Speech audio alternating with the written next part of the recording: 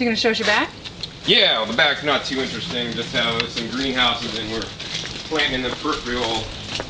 What's this here, John?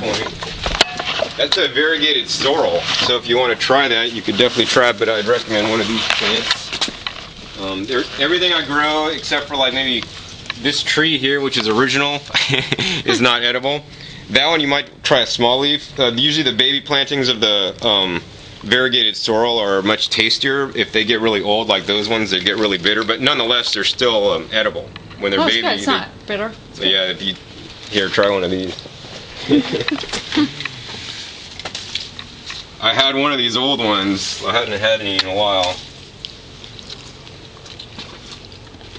No, it's not too bad. No, it's good. Maybe the hotter it gets, the bit more bitter it gets. Like yeah, dandelion. it's true. I haven't eaten it in the winter. But yeah, that's so far been perennial. It hasn't actually seeded, and it just throws off leaves. So imagine, you know, having a salad or a couple leaves of that in your salad, or juicing it, or blending it into a green smoothie. And so, what is this one again? Variegated sorrel? Red variegated sorrel. Yeah. Tastes delicious.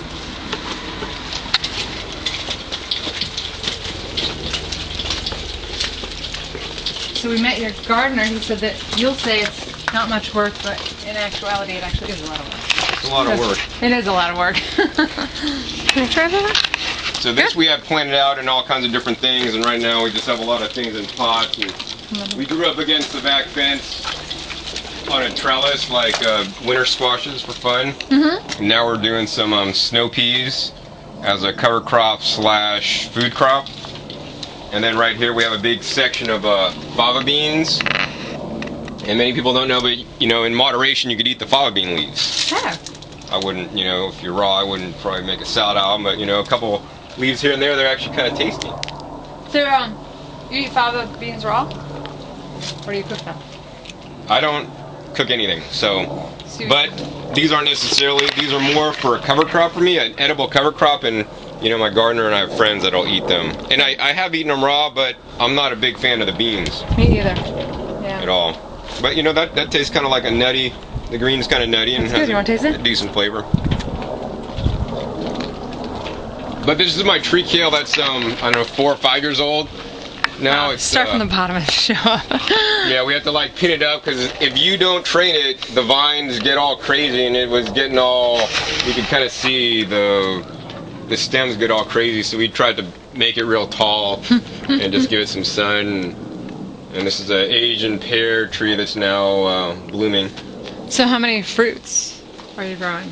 You have Asian pear, did you? Oh, figs, Asian pear, persimmon. In the cover, it's avocado, which is a little bit more frost tolerant.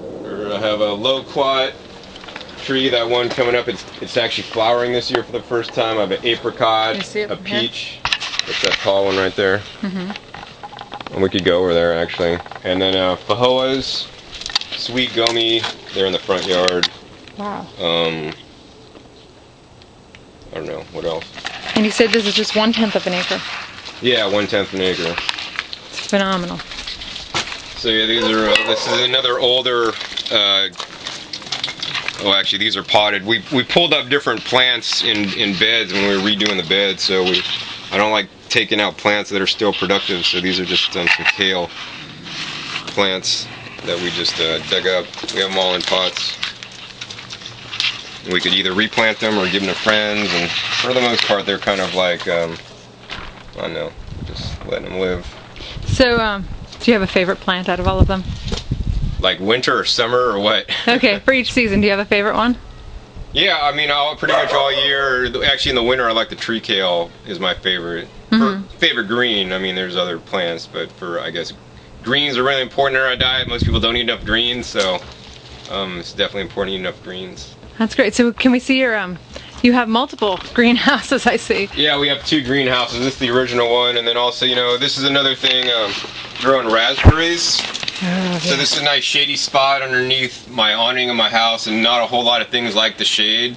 But, you know, every different area of my yard is a different microclimate. So every microclimate provides, you know, certain plants are going to do better in certain microclimates than others. Of course, these would probably do good in full sun, but they actually do respectable, and they produce, you know, a good yield of raspberries, even in the shade. So let's see, in the greenhouse here. How did you learn everything, John? Well, you know, I learned most everything like by doing. So learn by trial and error and do a lot of reading and experimenting. So let's see, this is the greenhouse, and we have a lot of different things growing from, I don't know, tropicals that I picked up in Florida that some didn't survive the winter and some are coming back, to new plantings. So we have peppers and tomatoes that are, you know, in here until it gets warmer. We have a whole bunch of cucumbers, which I think I might need to get some water. It's been quite warm. These ones are unique. These ones we subdivided. I did an episode on. These are actually called Chinese artichokes. Some people may not be familiar with them, and they actually make an edible tuber that are quite unique and quite good. So one of my favorite edible tubers. Let's see here. Oh, this is a unique one. You can try this. I need some water. This one is actually called cilantro, and we could spare a leaf here for you. And this one tastes just like cilantro, but it's a tropical, so it definitely needs to stay warm, and you can see it's kind of going to seed. And they have little spikes on them, which makes things quite fun. Yeah, it's really good. So yeah, that has to stay in the greenhouse. And let's see, I have a lot of aloe, but this isn't just your normal everyday aloe. This is a special aloe. So have you ever eaten aloe before? Not eaten, no. I see. Just use it topically. Yeah, so most aloes that you would eat are actually quite bitter. Let me see if I could find a good leaf here for it. Okay, so yeah, most aloes are quite bitter, but this is a special variety of Japanese aloe. And most aloes, if you do eat it, what you're advised to do is actually shave off all the green and then just eat the inside, or the goo part. But with this aloe, it's a non-bitter aloe, so you could actually just literally eat the whole thing. Greens and all. And if this was regular aloe, I'd be making a really bad face right now. I don't have any regular aloe because I don't want to waste my time growing it, but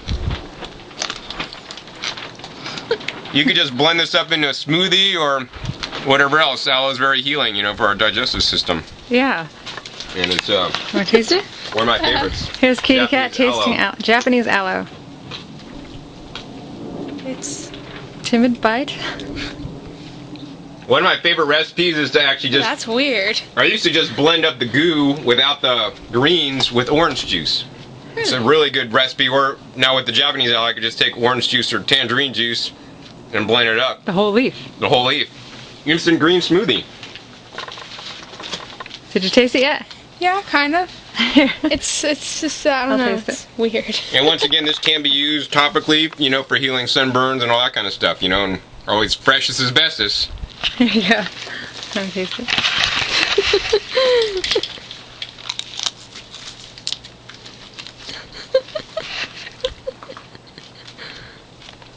It's good. It's good. It's just really mild. Let's go through the other greenhouse.